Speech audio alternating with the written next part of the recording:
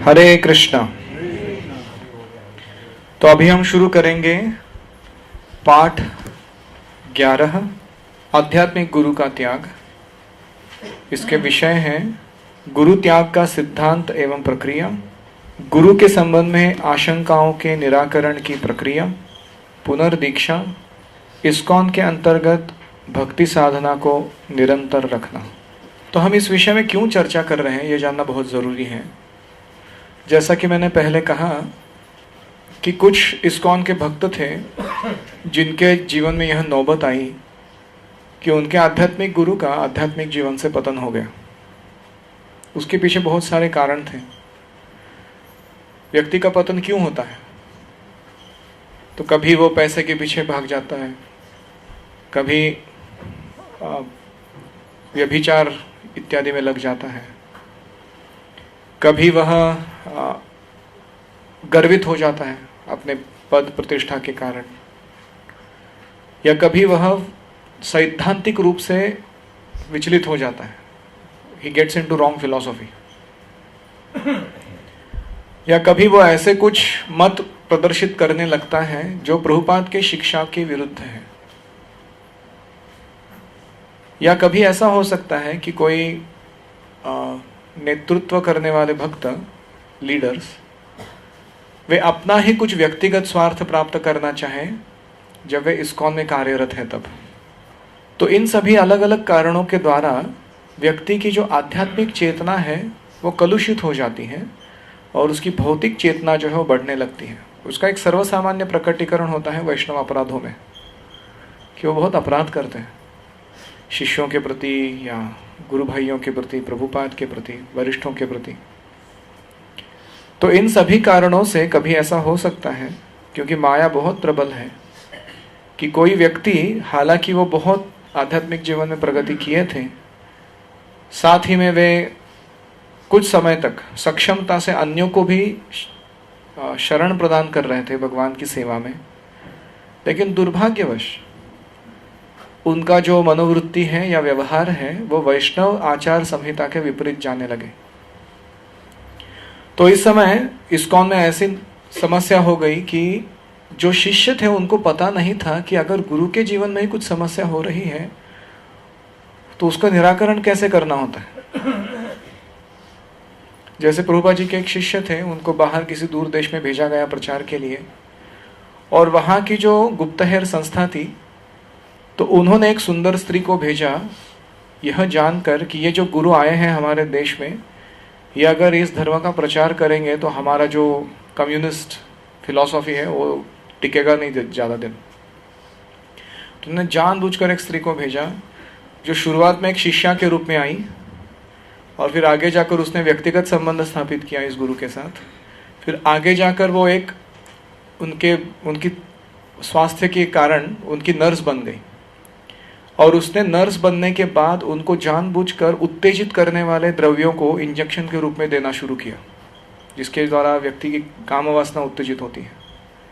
और एक गुरु आध्यात्मिक रूप से थे सक्षम, बहुत दिनों तक उन्होंने उसको पचाया उसका मतलब क्या है कि उनका ऊपर उसका प्रभाव नहीं हुआ, लेकिन कुछ समय के पश्चात वो तो द्रव्य कार्य करेगा भौतिक शरीर के ऊपर।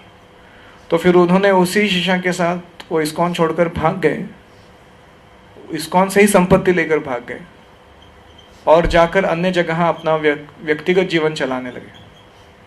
प्रभुपाद जी के बहुत बड़े शिष्य थे, बहुत वरिष्ठ थे, तो अन्य जो सारे शिष्य थे उनको समझ में नहीं आ रहा था कि हमें करना क्या है। कुछ लोगों को वो देख भी रहे थे कि गुरु के जो व्यवहार है उसमें कुछ बदलाव आ रहे हैं, या उन्होंने ऐसे क्या कहते हैं व्यक्तिगत रूप से स्त्री से सेवा नहीं लेनी चाहिए इत्यादि इत्यादि, लेकिन फिर भी उन्हें पता नहीं था कि इस समस्या के साथ कैसे निपटाया जाता है। और उसी कारण जब उनके गुरु का पतन हो गया आध्यात्मिक जीवन से, आप देखो कितने एक्स्ट्रॉर्डिनरी सिचुएशन है ये। ऐसे नहीं होता, ऐसे नहीं हम कह रहे कि हर एक गुरु जो आध्यात्मिक गुरु बनते हैं उनका कुछ तो गड़बड़ होने ही वाला है, हम ऐसे नहीं कह रहे। हम बता रहे हैं कि माया किस तरीके से कार्य करती है, और जिसके द्वारा अगर व्यक्ति भ्रमित होता है तो हमें हमारे व्यक्तिगत आध्यात्मिक जीवन को छोड़ देने की कोई ज़रूरत नहीं। हमें समझना चाहिए इस समस्या के साथ कैसे सामना किया जाता है। तो उन शिष्यों का हालत ऐसी थी कि उनको पता नहीं था कि अभी करना क्या है, गुरु को वापस कैसे वापस लाएं तो क्या फिर भी हम उनको स्वीकार कर सकते हैं अभी गुरु के रूप में? अगर हम अभी दीक्षित है नहीं है, क्या हम प्रभुपाद से संबंधित हैं, इस्कॉन से संबंधित रहेंगे या नहीं रहेंगे, या हमारे अन्य गुरुओं के जो गुरु बंधु हैं, मतलब उनके शिष्य, क्या हमें वो स्वीकार करेंगे इस्कॉन के अंतर्गत? बहुत सारा उथल पुथल हो गया उनके जीवन में, क्योंकि उनको वास्तविक रूप से इन समस्याओं से कैसे जूझना है वो पता नहीं था। तो इसीलिए ये सेक्शन जो डाला गया है इस शिष्य पाठ्यक्रम में, हमें इसे ऐसे नहीं समझना चाहिए कि अरे ऐसा अगर होता है तो मैं इस्कॉन में दीक्षा ही नहीं लूँगा, ऐसे कैसे गुरु का पतन हो सकता है, हमें तो ऐसा कभी सुना नहीं, हमारे भारतीय संस्कृति में आज तक ऐसा कभी नहीं हुआ। लेकिन हम सुनते हैं कि ब्रह्मदेव के साथ या नारद मुनि भी कभी अपने भगवान की लीला के अंतर्गत क्यों ना हो, या कभी हम सुनते हैं स्वयं शिव जी मोहिनी मूर्ति के पीछे भाग रहे थे, या इत्यादि इत्यादि बहुत सारी ऐसी लीलाएं सुनते हैं जहाँ पे बहुत वरिष्ठ स्तर के व्यक्ति माया के प्रभाव के कारण वो प्रभावित होते हैं। तो हम तो आम जीवात्मा हैं, हमें पता रहना चाहिए कि हमें माया से कितना सतर्क रहना है और उसके साथ कैसे व्यवहार करना है। तो इसीलिए जो उदाहरण आते हैं शास्त्रों में, ये हमें वार्निंग देने के लिए कि तुम संभल कर रहो, और साथ ही में हमें इस बात के लिए भी सतर्क होना चाहिए कि गुरु के प्रति केवल भावुकता के द्वारा हमें आदान प्रदान नहीं करना है। हम वास्तविक स्तर पर प्रभुपाद, इस्कॉन, भगवान का जो मिशन है उसमें संलग्न होने के बाद फिर अपने व्यक्तिगत रूप से गुरु के आदेशों का पालन इत्यादि करते हुए अपने आध्यात्मिक जीवन को आगे बढ़ा रहे हैं। तो एक बात यह हुई कि यह नहीं सोचना चाहिए कि अरे ऐसा कैसे होता है तो मैं तो इस्कॉन छोड़ दे रहा हूँ, या दूसरा ऐसे नहीं सोचना चाहिए कि ये तो इम्पॉसिबल है, ये किसी के साथ नहीं हो सकता है, मेरे गुरु के साथ बिल्कुल नहीं हो सकता। आपका विश्वास सही है, आप जो कह रहे हो आपके व्यक्तिगत आपके गुरु के चरित्र के ऊपर या आपके उनके साथ जो गहरे संबंध है उसके, और आपका जो विश्वास है वो सही है, लेकिन साथ ही में इसका मतलब यह नहीं कि हम अंधविश्वासु हो जाएं। तो हमें सतर्क रहना चाहिए, और साथ ही में इस जो गुरु त्याग की नौबत है उसको हमारे ऊपर आने नहीं देना चाहिए। इसलिए हम इस विषय में चर्चा करने चाह रहे हैं। तो हम शास्त्रों में कोई ऐसे उदाहरण सुनते हैं जिसमें किसी ने गुरु का त्याग कर दिया हो? बलि महाराज ने शुक्राचार्य का गुरु के रूप में त्याग कर दिया। क्या किया था शुक्राचार्य ने उनको? हाँ, उन्होंने कहा कि विष्णु को दान मत दो, विष्णु को समर्पण करने की जरूरत नहीं। ये जो छोटा बालक आया है वामन देव, ये विष्णु है, ये तुमसे कुछ गोलमाल करके तुम्हारा सारा जो है धन संपत्ति छीन कर लेके जाएगा, मैं तुमको पहले ही बोल रहा हूं, ऐसे उन्होंने कहा।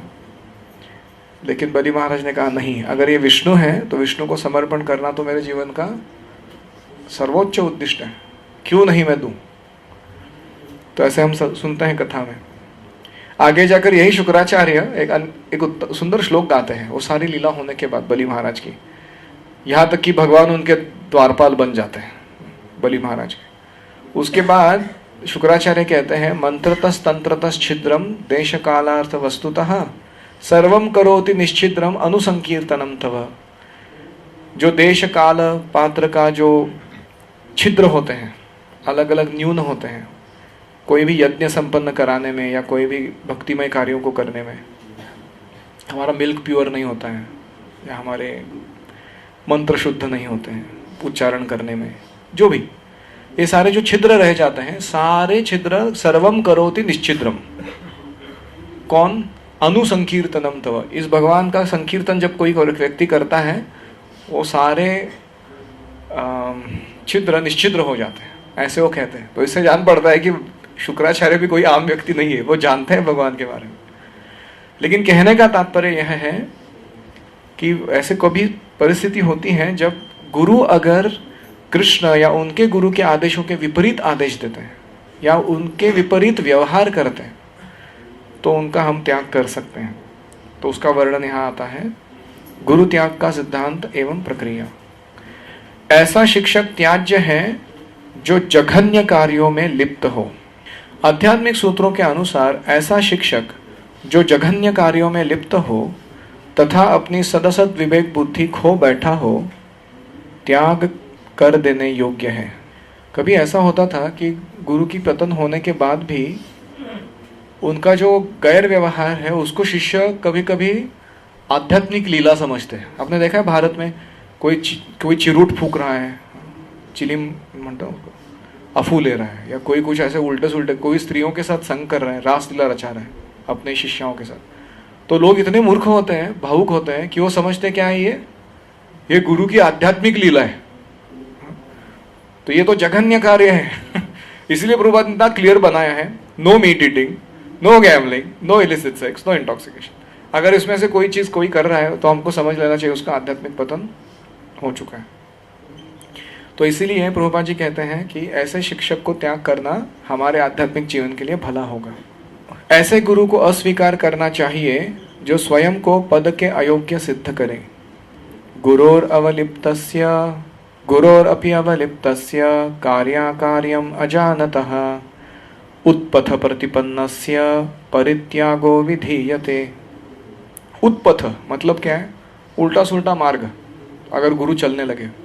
यदि गुरु भगवत भक्ति छोड़कर किसी नीच पथ पर अग्रसर हो जाता है, इंद्रिय तृप्ति में आसक्त हो जाता है, कर्तव्य निष्ठता को खो बैठता है, तो उसका परित्याग कर देना चाहिए। आप भूल से एक धूर्त के पास आ गए, उसका त्याग करें। यदि कोई भूल से एक धूर्त के पास चला जाए, जैसे ही आपको पता चले अरे यह धूर्त है, कृष्ण के विषय में कुछ नहीं जानता, मैं इसके पास चला आया, उसे त्याग दें। यह शास्त्रों का विधान है, गुरोरपि अवलिप्तस्य। यदि आप भूल से ऐसे धूर्त के पास पहुंच जाएं जिसे गुरु बनने का ज्ञान ही नहीं है, तो आप उसे अस्वीकार कर सकते हैं। उससे जुड़े रहने का क्या औचित्य है, उसका त्याग करें। कभी कभी हम देखते हैं कि इस्कॉन में आने से पहले हमारे कुछ गुरु होते हैं और बहुत बार हमें उनका कुछ व्यक्तिगत तो संपर्क होता नहीं है और उनके क्रियाकलाप के बारे में भी बहुत सारे साशंक हम होते हैं कि वो एग्जैक्टली करते क्या हैं। लेकिन कुछ सोशल कस्टम, सामाजिक रूढ़ी के कारण हम पकड़े रहते हैं ऐसे चीज़ों को।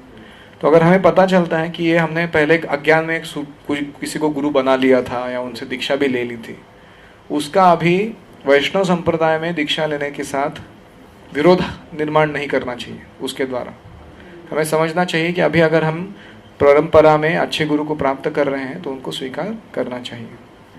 ऐसी परिस्थिति में जब कोई गुरु स्वयं को पद के अयोग्य सिद्ध कर दे, इस्कॉन अपने सदस्यों की रक्षा कैसे करता है? आपको क्या लगता है? अगर ऐसा कभी हुआ है इस्कॉन में, तो पहले तो इस्कॉन इसके लिए तैयार नहीं था, इस्कॉन में कुछ प्रिपेयर्डनेस ही नहीं था, क्योंकि इस्कॉन के जो व्यवस्थापकीय तंत्र है उनको इसका अनुभव ही नहीं था कि ऐसा कुछ होता है। तो उसके कारण लोगों को भी तकलीफ होती थी, सदस्यों को। गुरु तो गए और ऊपर से लोग इस पूरे संस्था के प्रति इतनी गलतफहमियां कर लेते थे। क्यों? क्योंकि वो अपरिपक्व है व्यवस्थापन अभी तक। लेकिन अभी वो ठीक बन रहा है तो उन्होंने नियम डाले कि कैसे गुरु को रहना है। तो इसीलिए इस्कॉन ने क्या क्या ऐसी आयोजन किए हैं, क्या आप बता सकते हैं? इन सब समस्याओं से जूझने के लिए इस्कॉन ने व्यवस्था की है कि अगर किसी गुरु का पतन हो जाए तो अन्य किसी गुरु के साथ उनके शिष्यों का संबंध जोड़ दें, शिक्षा तथा दीक्षा के द्वारा। और कुछ आपने देखा उस दिन एक गुरु सेवा कमेटी करके थी, उस चार्ट में गुरु सेवा कमेटी मतलब क्या है? जो गुरु होते हैं अगर उनके व्यवहार में किसी को कुछ आक्षेप है तो गुरु को बताए कौन? तो इसीलिए एक ओम्बर्ड्स करके सिस्टम होती है। ओम्बर्ड्स मतलब वो ऐसा व्यक्ति होता है जिसको जाके आपका जो भी आक्षेप है आप बता सकते हो, लेकिन आपका नाम लिए बिना वो जो संदेश है वो उस व्यक्ति तक पहुंचाएगा जिसके बारे में वो संदेश था। उसको कहते हैं ओम्बर्ड्स सिस्टम। तो जैसे कोई गुरु महाराज थे, वे अपने एक तरुण शिष्या को, क्योंकि उसका पति का देहांत हो गया, अकाल मृत्यु, फिर उसके जीवन में बहुत सारी समस्याएं आ रही थी, तो व्यक्तिगत रूप में मार्गदर्शन देते थे। तो ऐसे नहीं कि उन्होंने कुछ गलत कार्य किया, वो हमेशा दरवाज़ा खुला रखते थे, कहीं पब्लिक जगह पर भी बात करते थे, लेकिन उनकी कुछ अन्य शिष्याएं थी, उनको तकलीफ होने लगी। उनको लगने लगा कि हमारे गुरु महाराज इसको थोड़ा ज़्यादा ही समझते थे, तो अभी जाकर बताएगा कौन। तो इसलिए उन्होंने क्या किया, वो ओम्बर्ड्स को लिखा कि आप बताइए। तो फिर जो ओम्बर्ड्स व्यक्ति थे, उन्होंने वो सिस्टम के थ्रू वो गुरु को इंगित किया कि आप, हम सब जानते हैं कि आपका व्यवहार शुद्ध है, लेकिन फिर भी उसके कारण भक्तों के समुदाय में थोड़ी उथल पुथल हो रही है, तो आप कृपया ऐसा नहीं करें तो अच्छा रहे। और तो गुरु ने तुरंत स्वीकार किया। वो गुरु भी इतने नम्र थे, उन्होंने ऐसा नहीं कहा मैं गुरु हूँ तुम मुझे उपदेश देते हो। गुरु ने तुरंत स्वीकार किया कि मुझे पता नहीं था, मैंने अभी तक ऐसे कोई भी कार्य नहीं किया जिसमें मुझे लगा मेरे हृदय में एक बार भी कि मैं कुछ गलत कर रहा हूँ, और मेरे वो छोटी बच्ची के समान है मेरे वो, तो उसके जीवन में समस्या आ रही तो मैं अपना फैमिली मैटर समझ के उसको मैं मदद कर रहा था, लेकिन अगर ऐसा हो रहा है तो मैं बंद कर दूँगा। उन्होंने तुरंत मान लिया। तो ये क्या है, एक सिस्टम है इसके लिए कि जिसके द्वारा हम, तो इसीलिए हम बोल रहे थे कि गुरु को भी देखने वाले कोई है, शिष्यों को भी देखने वाला कोई है। Each one watch one while being watched by one या each one teach one while being taught by one। तो ये हमारी सिस्टम होनी चाहिए।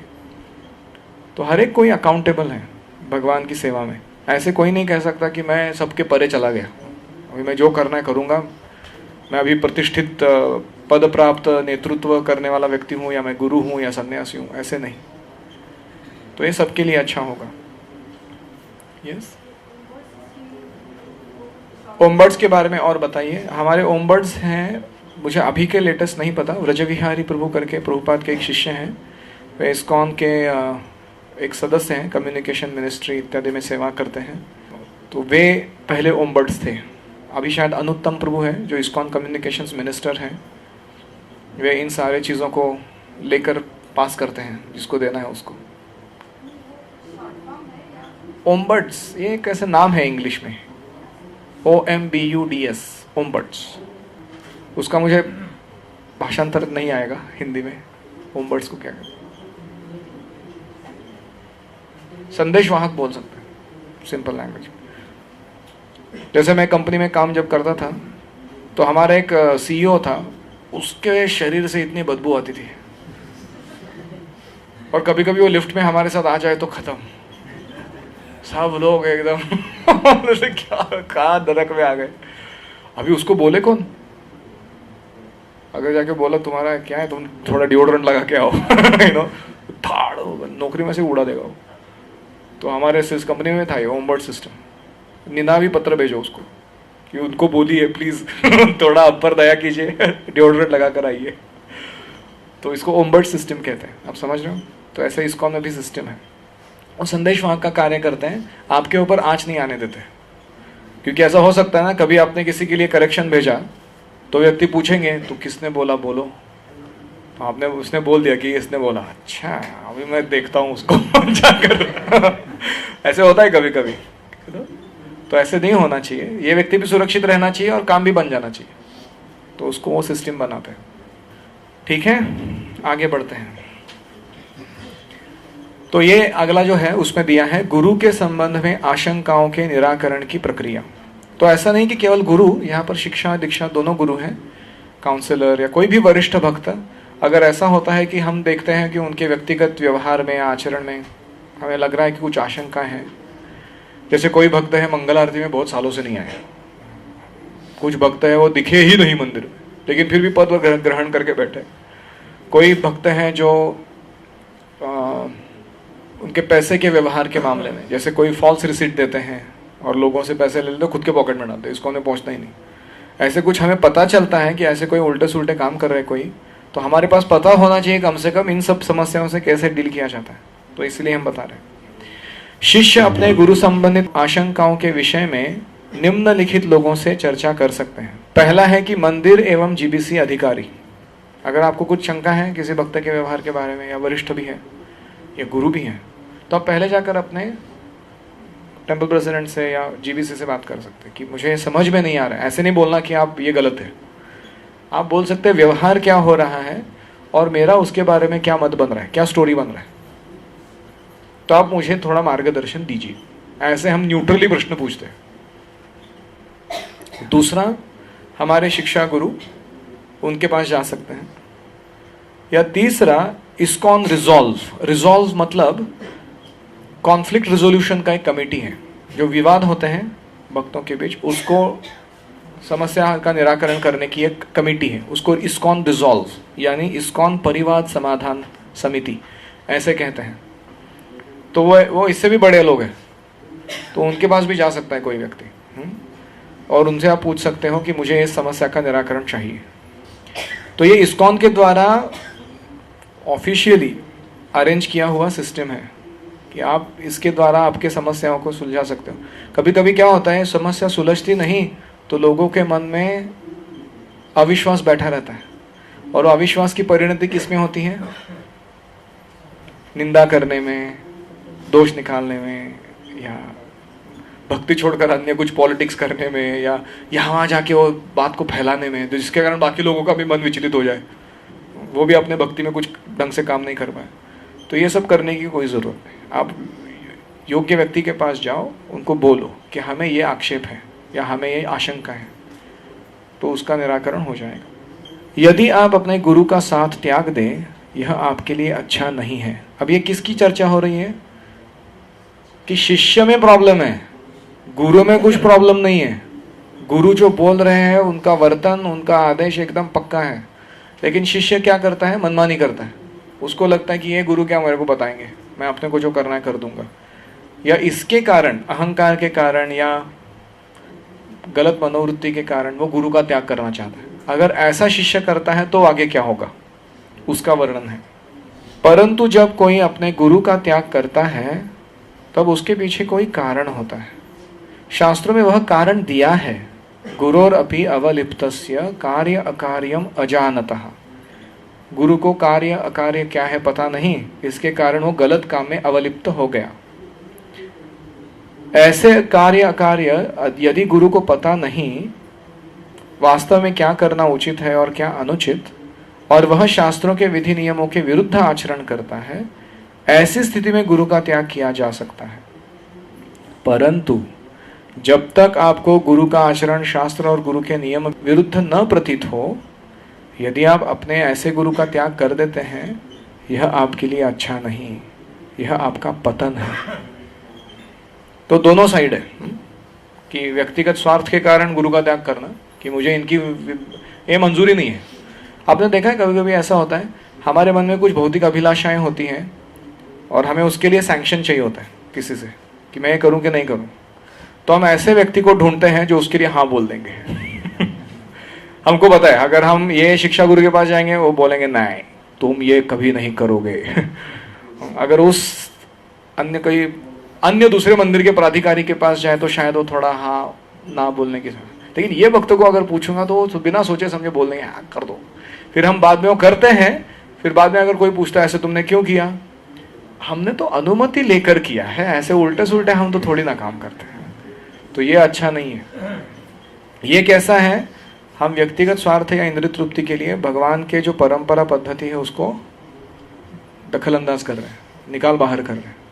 ऐसे नहीं करना चाहिए। मेरे काउंसलिंग में एक भक्त थे, उनका इंजीनियरिंग होने के बाद पूना में जॉब मिल गया। तो मुझे बहुत अच्छा लगा था कि चाहिए था कि वो आए हमारे मंदिर के पास आए या जो भी। तो एक बार क्या हुआ, वो मुझे आकर बोलने लगे कि प्रभु जी मुझे पूना में जॉब लगा है। बोला वाह हरी बोल, वेरी गुड। उन्होंने बोला प्रोफेसर का जॉब लगा है इंजीनियरिंग कॉलेज में। बोला और भी अच्छा, तो वो ज़्यादा मेहनत नहीं करनी पड़ेगी लेकिन सात्विक जॉब मिलेगा और पैसा भी अच्छा मिलेगा। फिर उन्होंने बोला प्रभु जी वो कॉलेज जो है वो मंदिर से 10 मिनट की दूरी पर है। वो मैंने बोला ये तो और भी बढ़िया हो गया, इतना सुंदर जॉब कहाँ से मिलेगा कहीं। फिर उसने कहा कि उन्होंने मुझे ये भी कहा है कि मैं अगर 1 साल के लिए टिकता हूँ, तो नया नया कॉलेज है वो, क्योंकि मेरा डबल मतलब ME वगैरह हो चुका है, तो वो मेरे को HOD भी बना सकते हैं। ओह, मैंने बोला वाह ये तो बहुत जबरदस्त हो गया। फिर उसने बोला कि लेकिन एक ही समस्या है। बोला क्या समस्या है? बोला वो गर्ल्स इंजीनियरिंग कॉलेज है। तो मैंने बोला तुमको ब्रह्मचारी बनना है, नहीं बनना है आगे जाकर? तो उसने बोला हाँ बनना है। तो मैंने बोला तुम उस कॉलेज में नहीं जाओगे। सीधी बात। तो अभी देखो वो प्रामाणिक था, इसलिए उसने पूरा सत्य बोल दिया। अगर वो पहले 4 पॉइंट ही बोलता था, 5वां पॉइंट नहीं बोलता था, तो मैं क्या कहने वाला था उसको? ठीक है वंडरफुल जाओ। और मुझे कहाँ से पता चलने वाला था कि वो कॉलेज कौन सा है, क्योंकि वो boys college girls college side में वहीं कैंपस में जा रहे हो। तो ये व्यक्तिगत प्रामाणिकता होनी चाहिए।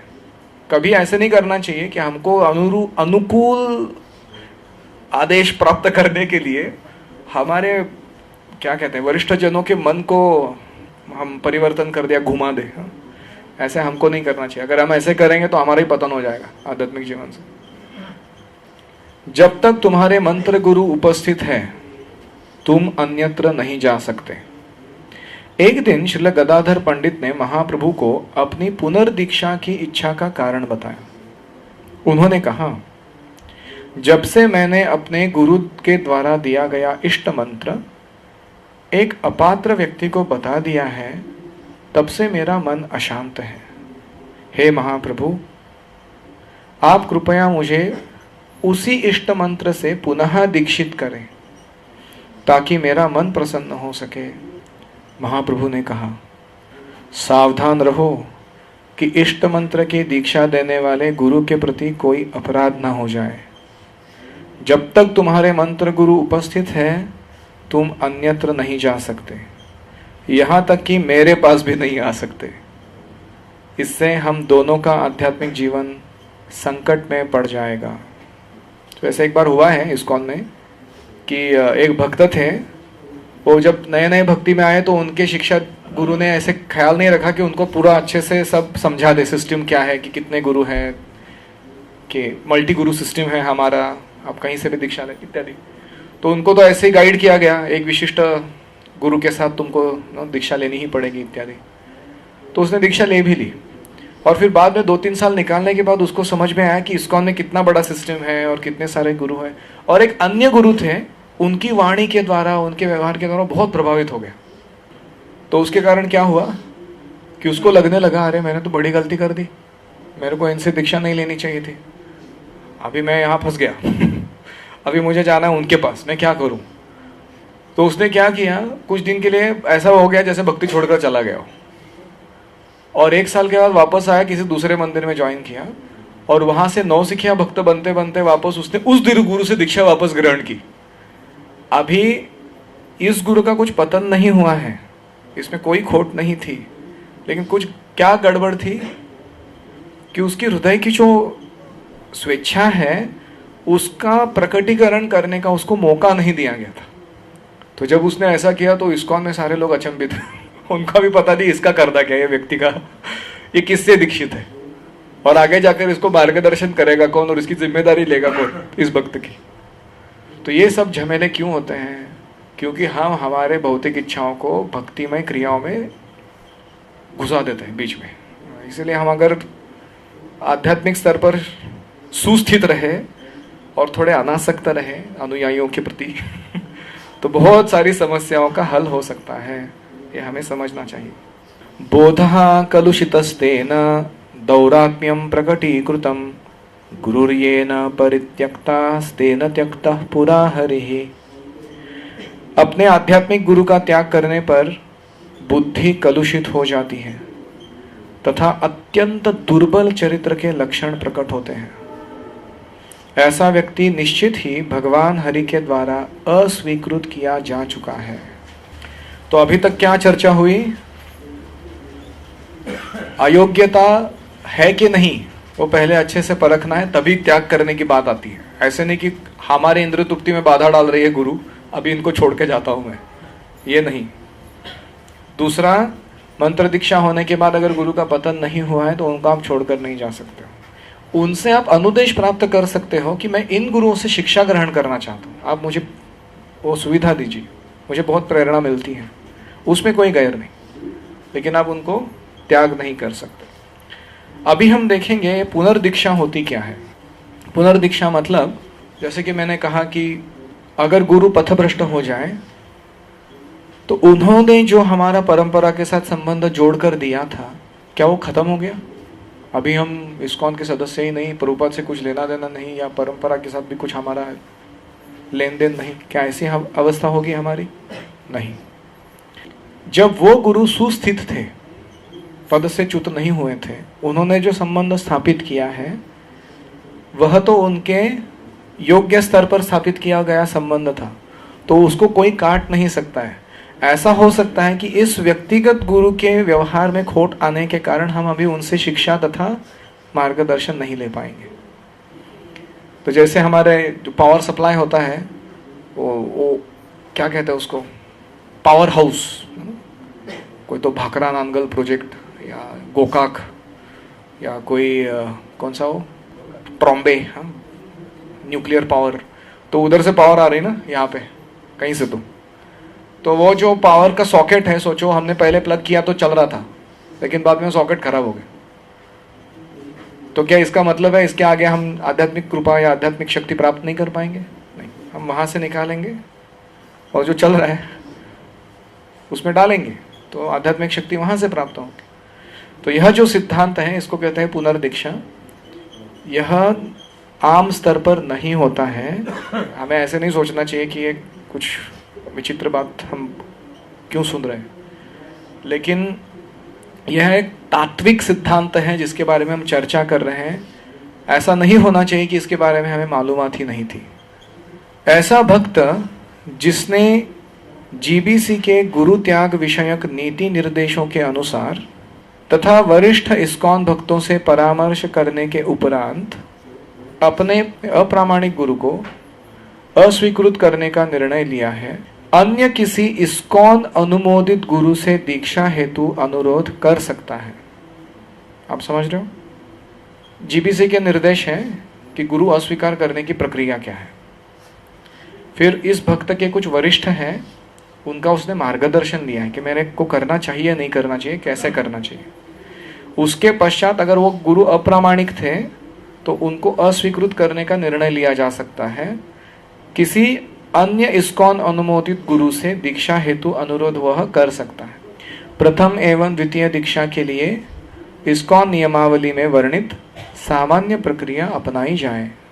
मतलब जैसे पहले हरिनाम दीक्षा और ब्राह्मण दीक्षा हुई थी, वैसे ही वापस ये नए गुरु उनको प्रदान करेंगे। यह इस्कॉन नियमावली में बताया गया है। अभी एक बहुत महत्वपूर्ण प्रश्न है, एक शिष्य किन उपायों के द्वारा गुरु त्याग तथा पुनर्दीक्षा के बीच की अवधि में श्रील प्रभुपाद, गुरु परंपरा तथा इस्कॉन से जुड़ा रह सकता है? क्या करना चाहिए उसे उस समय के बीच में?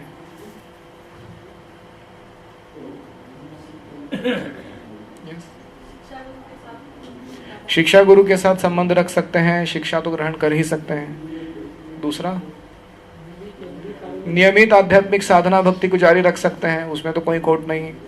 विग्रह की सेवा करना, नाम जप करना इत्यादि। प्रभुपाद के ग्रंथ पढ़ सकते हैं। प्रभुपाद जी तो हमारे आद्य शिक्षा गुरु ऑलरेडी एस्टेब्लिश्ड है, उनका तो पतन होने का सवाल ही नहीं है। हाँ, ही इज क्या कहते हैं, मास्टर, स्पिरिचुअल मास्टर एकदम। तो इसलिए उनके साथ तो संबंध रख ही सकते हैं और वो दृढ़ कर सकते हैं। भक्तों के संग में रह सकते हैं जिनसे हम प्रेरणा मार्गदर्शन प्राप्त करते रहें, छोड़कर नहीं जाना चाहिए संग को। अन्य कुछ,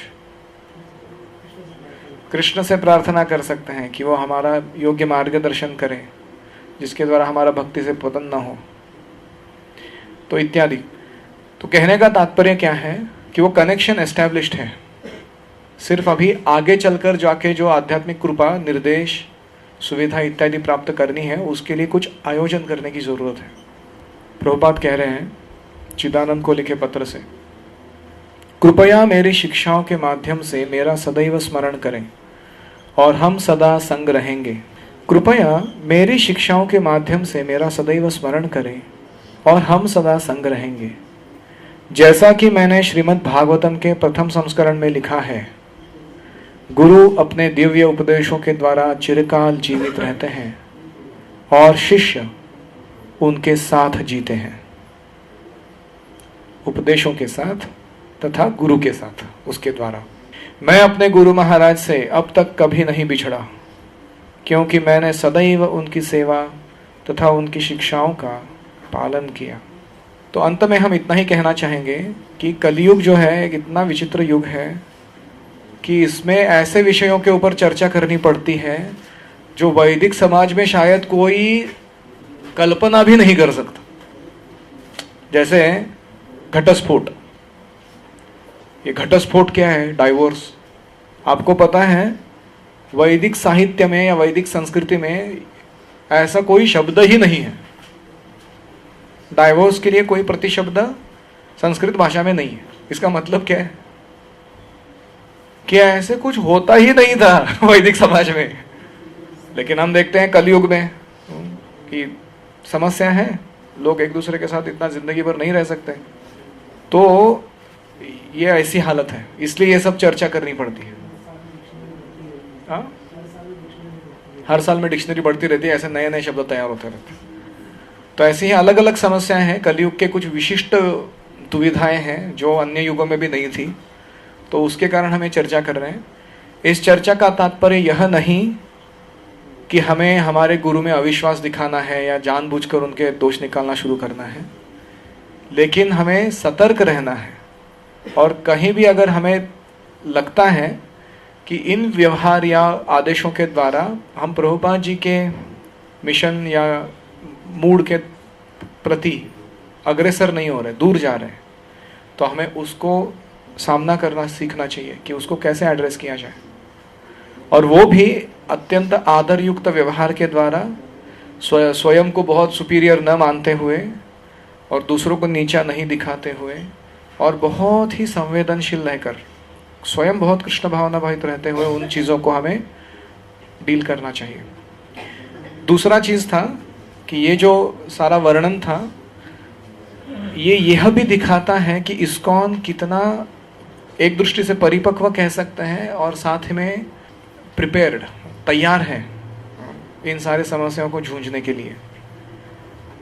जैसे कोई आईआईटी में जाता है व्यक्ति, और आईआईटी में जाके उसका फर्स्ट ईयर में फेल हो जाता है, एटीकेटी आते हैं या फाइनल ईयर में फेल हो जाता है, तो क्या हम उनका उदाहरण लेते हैं कि अरे मैं उसका उदाहरण ले रहा हूँ अभी कि मैं भी आईआईटी में नहीं जाऊँगा?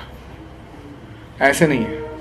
तो कभी हो सकता है कि इस्कॉन में भी कोई व्यक्ति का पतन होते हैं, तो हमें हतोत्साहित नहीं होना चाहिए। बहुत बार कभी कभी हम इसको एक्सक्यूज बनाते हैं कि अरे ऐसे बड़े बड़े भक्त भी टिके नहीं, तो मेरी क्या कथा, मैं तो अभी छोड़ के जा रहा हूँ। तो ये दूसरा मूर्खता है कि हमें समझना चाहिए कि मैं अगर दृढ़ता से पालन करूंगा तो मेरा रक्षण जरूर होगा। हम सतर्क रह सकते हैं, दूसरों से सीख सकते हैं, लेकिन वो गलतियों को व्यक्तिगत जीवन में दोहराना नहीं चाहिए। तो कहने का तात्पर्य है कि ये जो, जैसे भागवत में भरत महाराज की कथा है, अभी भरत महाराज किस स्तर पर थे? भाव भक्ति के स्तर पर थे। हमारी क्या कथा, हम साधना भक्ति में ही रो रहे। तो उनका उस स्तर पर पतन हो गया, वो किसी हिरण के प्रति आसक्त तो हो गए, फिर आध्यात्मिक जीवन छोड़ दिए, हिरण बन गए, फिर आगे जाकर वापस जड़ भारत बने, तो उन्होंने उस भूल को सुधारा। तो ये उदाहरण क्यों है? अजामिल, वो भी इतने अच्छे ब्राह्मण परिवार में जन्म लिया, इतना बड़ा भक्त था, फिर भी उसने कुछ गलत दृश्य देख लिया तो पतन हो गया। तो ये उदाहरण इसलिए है, दो कारण है। एक तो हमें सतर्क बनाने के लिए हमारे व्यक्तिगत जीवन में, और दूसरा हमें अंधविश्वास नहीं होना चाहिए। कुछ सब कुछ ठीक है, कुछ में हम देख ही नहीं रहे, अगर कुछ गलत भी हो रहा है तो बोल रहे हैं सब लीला है, तो भगवान की लीला है, गुरु की लीला, ऐसे नहीं करना चाहिए। तो दोनों रूप से हमें इसको ग्रहण करना है। हम आशा करते हैं इस चर्चा के द्वारा हमने आपके विश्वास में कोई बाधा नहीं डाली, बल्कि उसे दृढ़ किया है इस्कॉन के प्रति, प्रभुपाद के प्रति। साथ ही में हमने आपके मन को विचलित नहीं किया है कि हम ये सब क्या चर्चा कर रहे थे। हाँ, ये केवल एक उपयुक्त मार्गदर्शक के रूप में हमारे मन में रहने वाली बात है। हो सके और भगवान करे ऐसा हो कि इसका कभी हमें इस्तेमाल नहीं करना पड़े और इसके द्वारा हम हमें हमेशा के लिए भक्ति में सुस्थित रहें और प्रगति करते रहें। लेकिन साथ में कभी अगर हम ऐसा देखते हैं कि किसी अन्य भक्तों की इसकी ज़रूरत पड़े तो भी हमें पता होना चाहिए। तो इसलिए हम इतनी सारी चर्चाएं कर रहे थे। कोई किसी का प्रश्न है? ये बहुत ही गंभीर विषय था। Yes bro.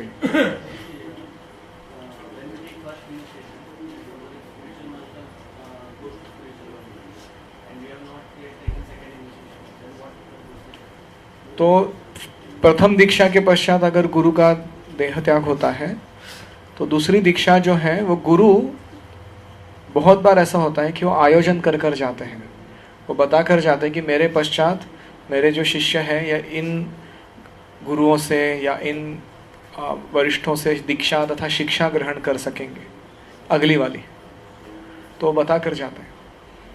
तो उसका आयोजन वो नेचुरल सिस्टम होता है, तो उसमें कोई खोट नहीं आती, वो रुकता नहीं है पद्धति। लेकिन साथ ही में उस समय वो उन गुरु का स्थान कम नहीं होता है हमारे व्यक्तिगत जीवन में जिनसे हमने पहली दीक्षा प्राप्त की थी। अन्य कोई प्रश्न? बहुत बहुत धन्यवाद। श्रील प्रभुपाद की जय। गौर प्रेमानंदे। हरि हरि बोल।